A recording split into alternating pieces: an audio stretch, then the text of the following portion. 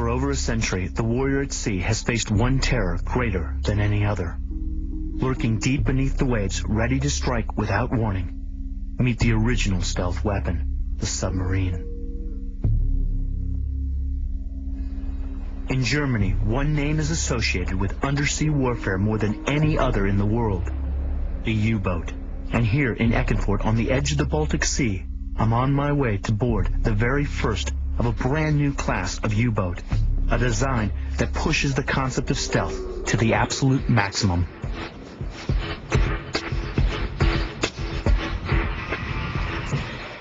During development, these technologies are always kept secret.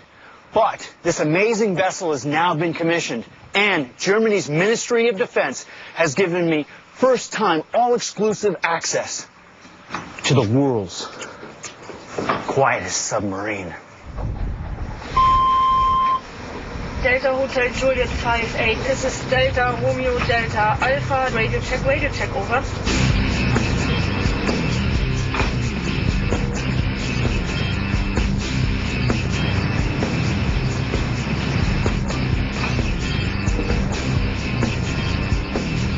The submarine gives you a lot of extra options which no other platform, in my view, can provide. More than 3 times the size of its predecessor, this undersea assassin massively outperforms the range and diving depth of the Type 206 it will replace without sacrificing the ability to maneuver in the shallow coastal waters. This ship is able to move like a dolphin.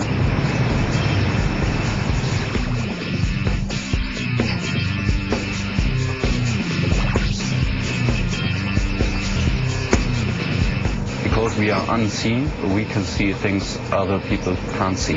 Is it safe to say this is the quietest submarine on planet Earth? Well, let me say this. It's the quietest submarine that I know of. Conventional submarines use diesel generators to charge banks of batteries, but running on these alone uses up their power in a matter of days. To recharge, the submarine has to snorkel near the surface where the generator's heat and noise can be easily detected. On this ship, they've done everything they can to make the diesel generator as quiet as possible. They've suspended it from plastic mounts to reduce the vibration to the ship's hull. But as you can hear, it's still plenty loud, and there's a heat signature that makes the sub easily identifiable in the water. To be the world's quietest submarine, you need something a little more sophisticated.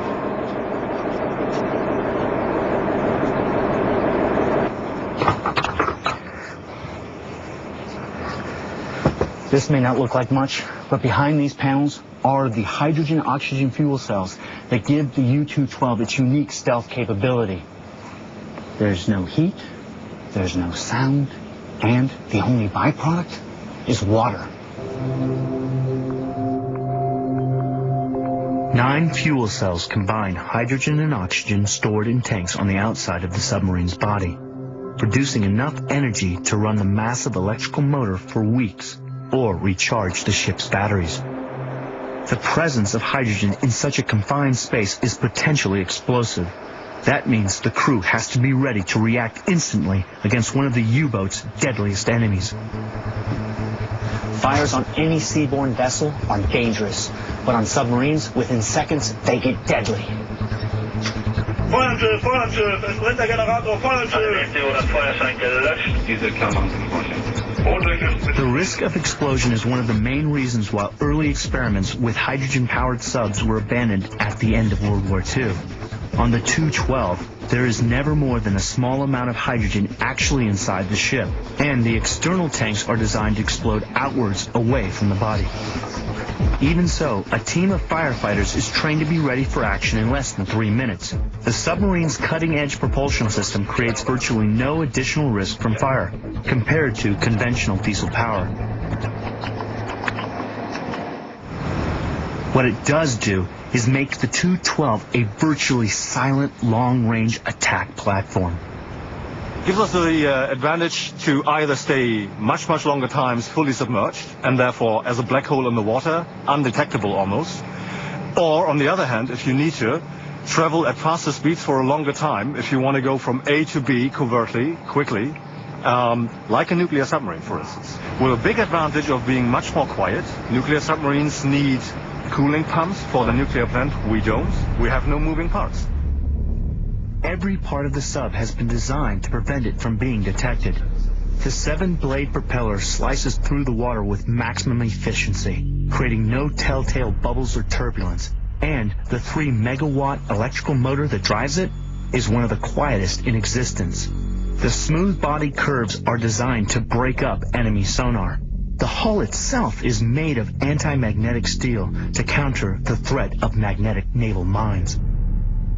In fact, everything on board is made from amagnetic materials, even the kitchen sink. We even have a dishwasher on board.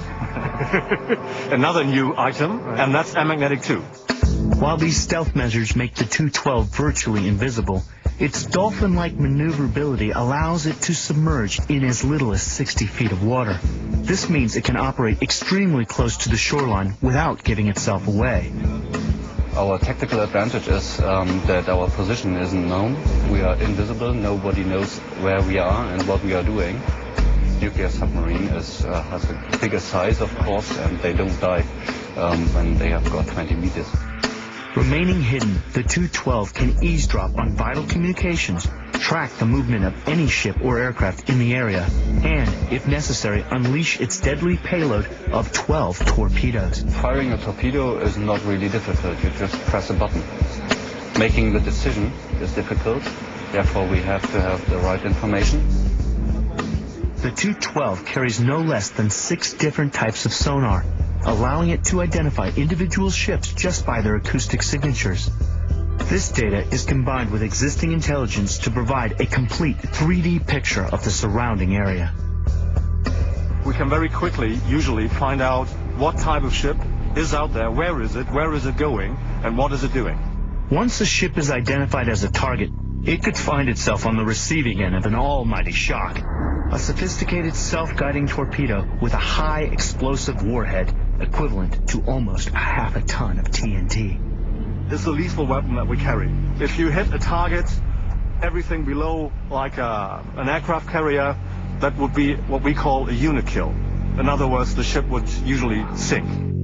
And soon, the 212 will even be equipped to deliver its firepower beyond the confines of the ocean. We'll have a missile implemented as well that will also be fired through the torpedo tubes.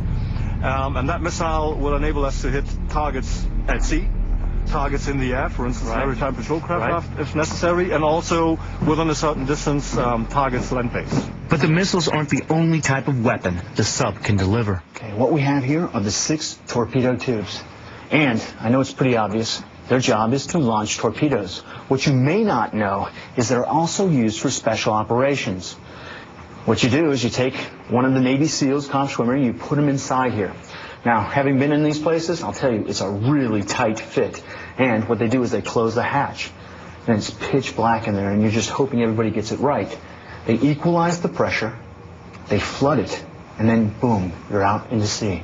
Having done this on American subs, I can tell you, this is serious business. Imagine an evacuation operation in a country that currently may not be friendly, and you want to take out German, European, US citizens that have to escape the country, and you can't get them out any other way. We can deploy special forces, many of them, with all their equipment, since we have the space for it, very close to the coastline, so they can swim the rest of the way. And like I said, this is a big advantage of a German submarine. They need less equipment. They have shorter ways to the coast, to the shore, to get out these citizens that they have to rescue and then get off again, vanish again with a submarine. With a range that can take it halfway across the world and a top underwater speed of 20 knots, the 212 is a lethal stealth sub that will dominate the deep.